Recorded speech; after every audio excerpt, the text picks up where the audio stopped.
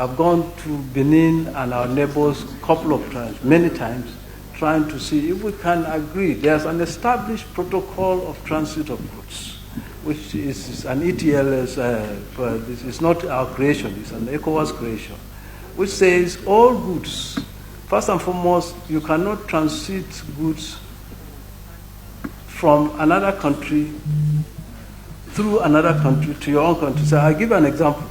There's no reason why the law does not allow goods made for Chad to land in Cotonou and then transit into Chad, because we are the nearest country to them that has a port. So they are supposed to bring their goods through Nigeria or Cameroon, which is bordering Chad. But that is happening. Secondly, in the case of Benin, before I even came to customs, there was an agreement based on transit. And they said they had no transport, they had no means because they had no strength.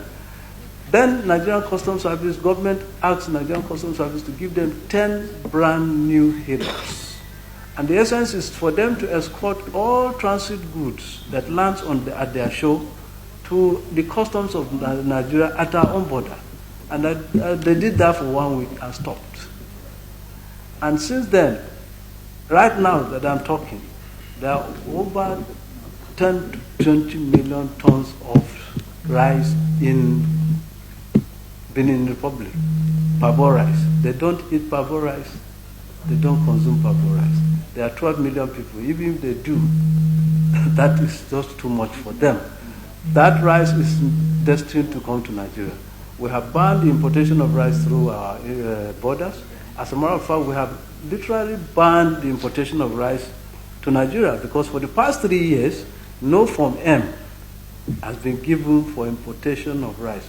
And that Form M is the license, is the only credible document for formal importation of rice. So which means we have not imported rice and we are not importing rice. And the idea is to enhance our own food security, to build our own food security, encourage our farmers so that they can grow and sell. And they have been doing that. But certainly this has become a problem. The drugs that are coming into Nigeria today, 95% of it come through our borders. Porous borders, these guys can take it through any route. Weapons. Mr. Chairman, I make bold to say today, since we closed the border, the act of banditry has reduced drastically. And our own conclusion is that two things. Either those who create this havoc cross our borders, create this havoc and run back, or the ammunition and arms that they use, which comes at will, is no longer coming. So this act is reducing. And that's then the drugs that are coming through our borders, which affect the health and well-being of our people, has also been reduced drastically.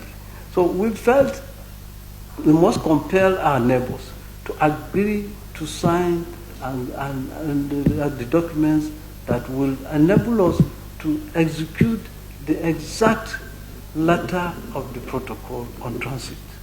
Goods that are on prohibition list to Nigeria should never be exported or allowed to be exported to Nigeria.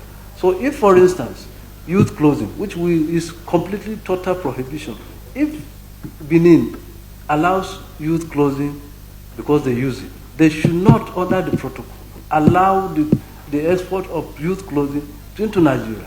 Likewise, the vegetable oil, because we're trying to grow our own list, they should not allow the use or the exportation of the vegetable oil or even poultry product. The poultry product, let Nigerians know, the same chemical that is used to embalm dead bodies is the same chemical that is injected into those chickens and turkeys to preserve it for our consumption. So this is how bad it is. The rice that we eat, 95% of it is expired. It's expired rice. Those that goes to buy it are Indians and Lebanese, and they come and rebag these things and send it to us. If you want to test this, cook the two rice, our own Abakaliki rice, and cook the foreign rice. Cover it for 48 hours, tight, and open the two. After 48 hours, you hear the smell that will come from the foreign rice. It's terrible. It's terrible. That means it's chemicalized and the chemicals have expired, and therefore it becomes poison. So this is what we are trying to protect Nigerians from, and we have to do it. Our job is not only collecting revenue, it's security and the well-being of Nigerians. And therefore closing the border has become necessary so that we can get our neighbors to come to a table so that we can sit down and agree on imposing the protocol agreed by ECOWAS. If we do that, then all these illicit things which are not supposed to be exported or allowed to be exported into our country will not be allowed to be exported. For instance, based on this closure, Niger Republic has circulated an order to say no more exportation of rice or in any form to Nigeria. These are the types of things that we are looking forward to. And unless we get to that, these borders will continue to remain closed.